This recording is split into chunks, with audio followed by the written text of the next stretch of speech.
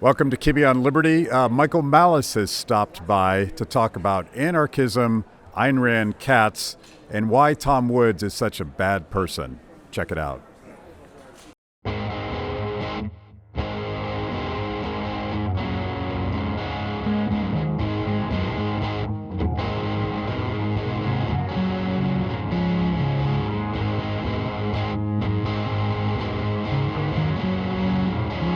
Welcome to Kibbe on Liberty.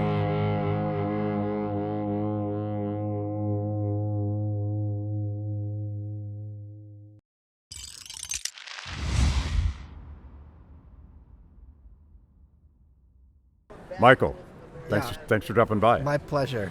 So you just got off stage, and apparently you were like a mean girl to our friend Tom Woods. Why would you do such a thing?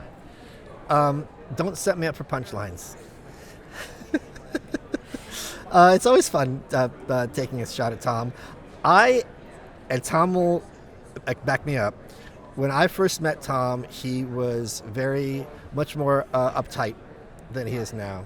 And I didn't understand that because I thought he was such a impressive person in so many categories that I'm like, you take yourself way too seriously, not because you don't deserve respect, but you're not allowing yourself to have the fun that you've earned by all your accomplishments. And if you look at Trump, who is certainly in many ways less respectable person than Tom, he's having fun often. And what's the point of having a stature if you're not going to enjoy yourself? Even like, what's the point of being a libertarian if you can't sort of step back and have a little joy in your life? Because we're not like winning in any specific way that we could be proud of. Yeah, but I think people are often winning in their personal lives. Yeah. Someone just tweeted at me, the most important vote is how you live your life. And I thought that was so profound, and I really love that quote. Yeah. And you live that. Like you love to have fun. I do, yes. And not just at Tom's expense. No, just at Tom's expense. I'm anhedonic, and the only way I can have fun is by hurting Tom Woods. Yeah, well, I guess we can get on board with that strategy. I just watched your conversation on Brett's podcast. Brett Weinstein, yeah. Brett Weinstein's podcast, and we just had a conversation, and he's having his libertarian moment. He's as a guy He's becoming an incel? He He got his virginity back? That's amazing. I thought he was married. All right. I guess you could be an incel, be married. Yeah. Can you go backwards? I think. Of course. And he, as a guy that used to be quite critical of libertarians. Oh, he was? Yeah. So he says. Oh, interesting. I don't even remember that. But like as a young progressive, I'm sure he thought that we were ridiculous because we had all Can I interrupt you? Sure. Because it was something germane. I was at my friend's birthday party last week, and it was all libertarians and ANCAPs. And we were trying to figure out, much like what Brett would have said, what do normal people think of libertarianism? And my life is such that all my friends are such freaks and outliers that when I need to know what a normal person thinks, do you know who I ask? No. Meghan McCain. Okay. So I texted Meghan McCain, and I will read you what Meghan McCain said about libertarians. And I said, hold on, let me get the exact quote from every libertarian's favorite View member. And she said, where's Megan? Hold on, here she goes. Republicans cosplaying as cool kids who are polyamorous and go to Burning Man, unserious people in general. And everyone at the party's like, yeah, she's right. So I do think Brett probably had that perception. Yeah. And I think we earned that. And he's trying to figure out exactly what a libertarian is, and he's struggling with this idea that government power is fundamentally evil. He's there. He's there. He said that explicitly at the show. He said every government on earth is malignant. Yeah. Which at a certain point, it's like, how many data points do you need?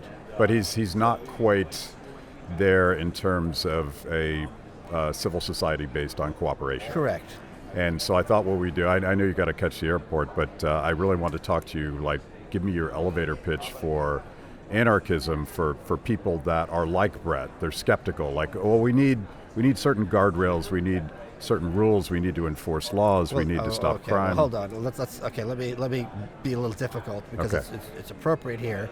There is no elevator pitch because if I came, and I mentioned this in, I think, the Anarchist handbook, if I came to you and I said, I have a friend who's really tall, how tall? 6'10". Okay, that's very tall, but you wouldn't bat an eye.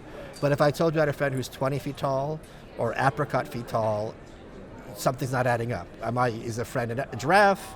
Am I talking about a cartoon character, magic friend, right? So when you say things that are too outside someone's context, there's no bridge from where they are to where you are. So it's not possible to elevator pitch to even someone as intellectually curious on his journey as Brett, anything close to anarchism. It's going to be a very step-by-step process. Okay.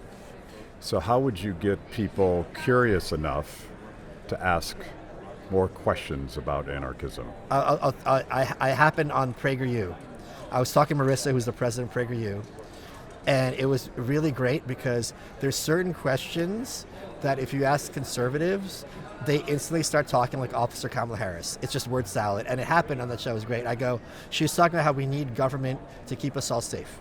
And I said, can you give me an example of when government has done so? And she goes, well, the government we have is corrupt, and the founding fathers, and no, I don't think Trump's the Messiah, but I think a lot of ways changing is good. Well, I asked you for an example, and you gave me a babble, like a speech of no relevance. So I think things like that, when you say, and the other thing that's important for people to do is when you present anarchism, they compare anarchism to utopia and compare what we have now to reality.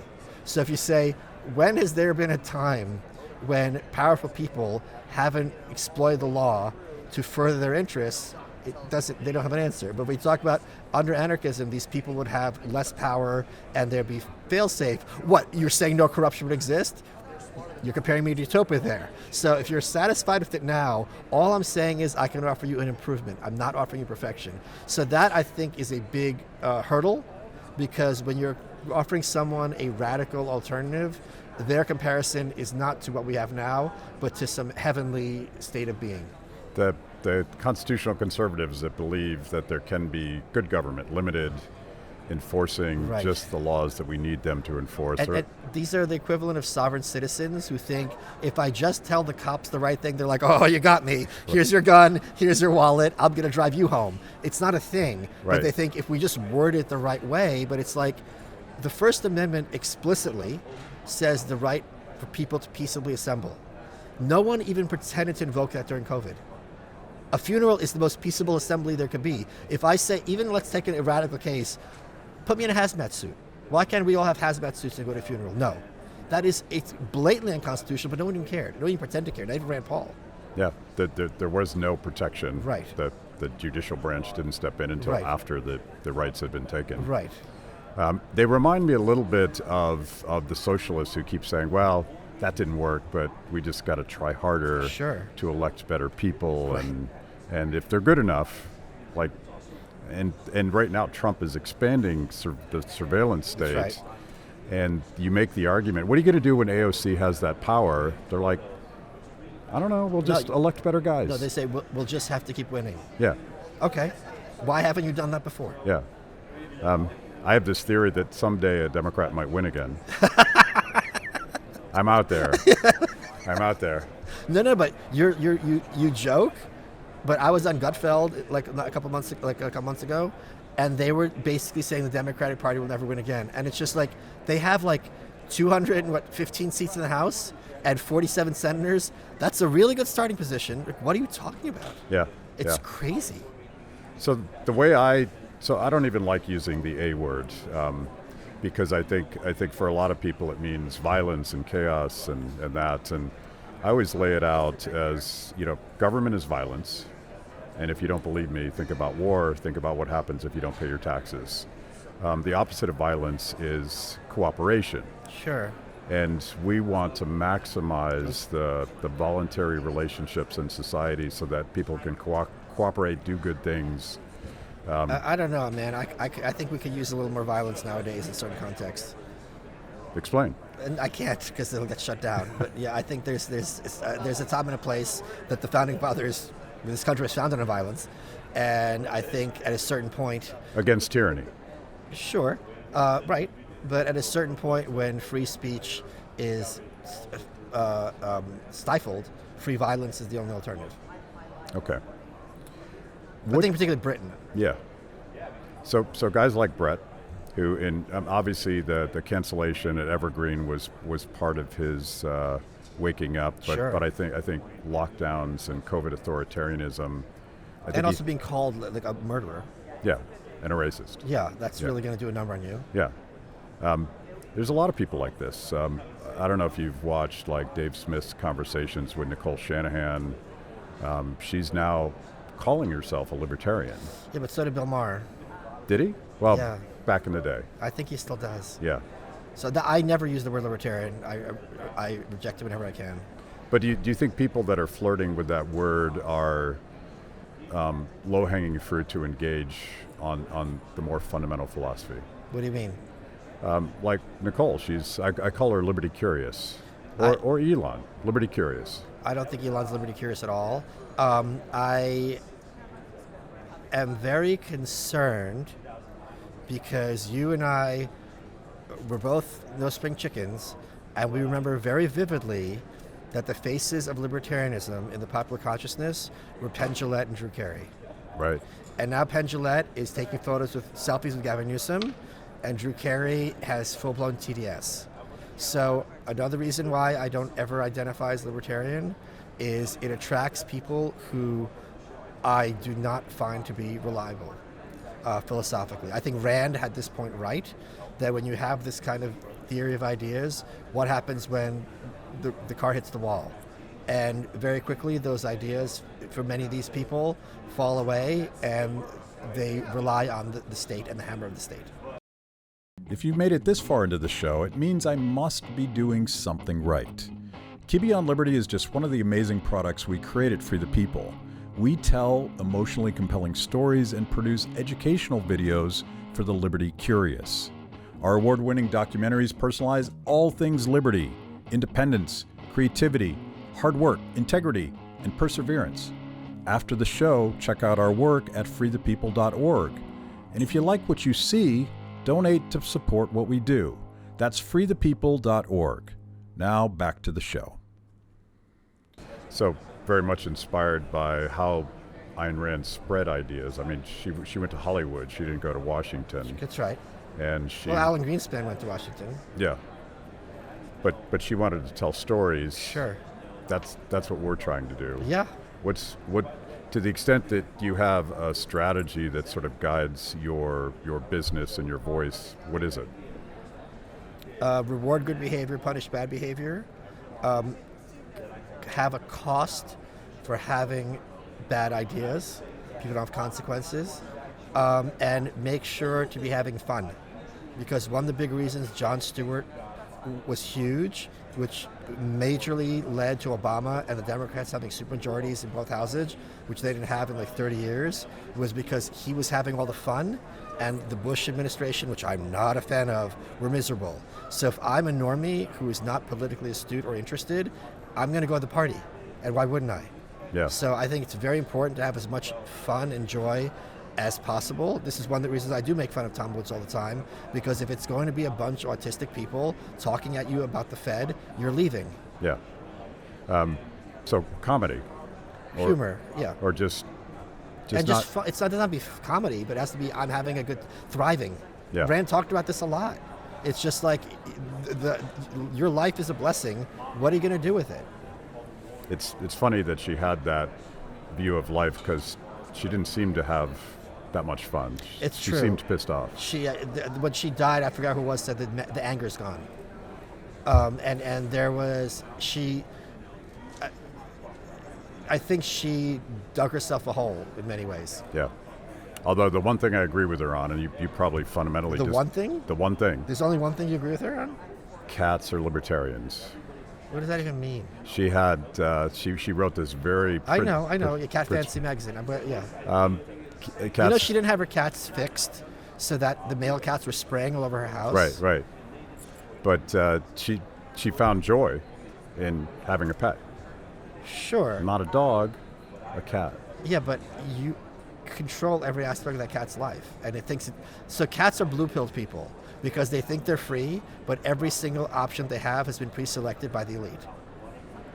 So you're not buying my cats are libertarians? No. What about, Unless on the fact that they have no political power and you know are cute at best. yeah. But more often difficult to be around.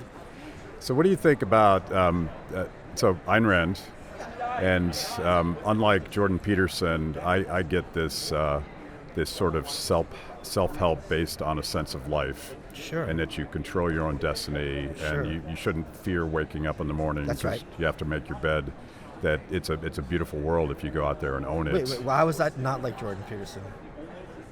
Because his punchline is, if you don't get out of bed and you don't work hard, life is hell. Life is miserable. Sure. Life is suffering. And She would agree with that. do you think so? Yes, she said productive work is man's highest moral purpose. So if you're just going to be laying in bed all day, this is not the Randian hero. Right. But in Peterson's telling of the story, it's an abyss. And the best you can do is work your way through it. You're way out of it. Yeah. I don't think he says you can get out of it, though. Yes, he does. That's why you make the bed. You're starting to create some semblance of order in your life and having purpose. So you think the Peterson framing is similar to a sort of an objectivist framing that's like, there's something beautiful to be made of your work and your life. I would bet money he said that close to verbatim. Okay. And I'm the one who got Peterson to admit that a voluntary society is preferable. I didn't know that. That was me. Congratulations. It was great. And then I said, take that, Emma Goldman. But so back to the joy thing, like, and I'll let you go because I know you need to get to the airport, but the problem with Rand is that she was kind of a grumpy person. Do you want to hear a story about this? Yes. I collect a lot of cool stuff. And in 1957, after Atlas Shrugged was published, all her friends at her Random House, the publisher, people worked there, got together with her husband, Frank O'Connor, and they let's throw out their surprise party to commemorate this great achievement. She's working on the book for over a decade. So I think it was at the Ritz-Carlton, some fancy hotel. Frank tells her, we're going to have a nice intimate dinner. She's like, great. She dresses up, opens the door. Surprise! What does Ayn Rand say? I do not approve of surprises. And she's sitting there fuming while all her loved ones are in eggshells.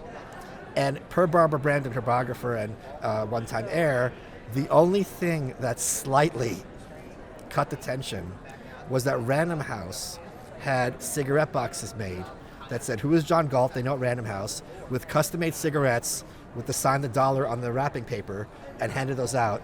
And I just recently got a box of those cigarettes. Oh, wow. And they're framed in my house. So that diffused her anger? A little. A little. A little. Did not diffuse it, mitigated it. That's funny. But that speaks to her personality, and that's unfortunate. Yeah. And I bet you she was a little bit on the spectrum, and I'm not kidding. Yeah. Well, I'm sure. But part of my mission in life, I still talk about Ayn Rand, and I was turned on to her ideas as a 13-year-old reading the liner notes on a Rush album. Yeah. And then I found Anthem. Yep, same here. Yep. And then I got into that stuff. And, the caricature of Rand is that it's all rugged individualism, like, fuck society. It's not. It's not that way at all. No, it's about people like putting their necks on the line to build a better society. Yeah, but it's also about relishing and reveling in having people around you that you like and respect. Yeah, yeah.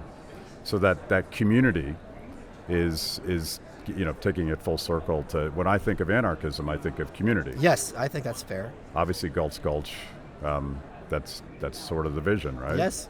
At least an ideal type of the vision. Yes. So anarchy in our lifetime? We're living it right now. We are in an anarchist relationship. Just by living free? We're just, neither of us has authority over the other. Yeah. All right. Yeah. Cool. Thanks for watching. If you liked the conversation, make sure to like the video, subscribe, and also ring the bell for notifications. And if you want to know more about Free the People, go to freethepeople.org.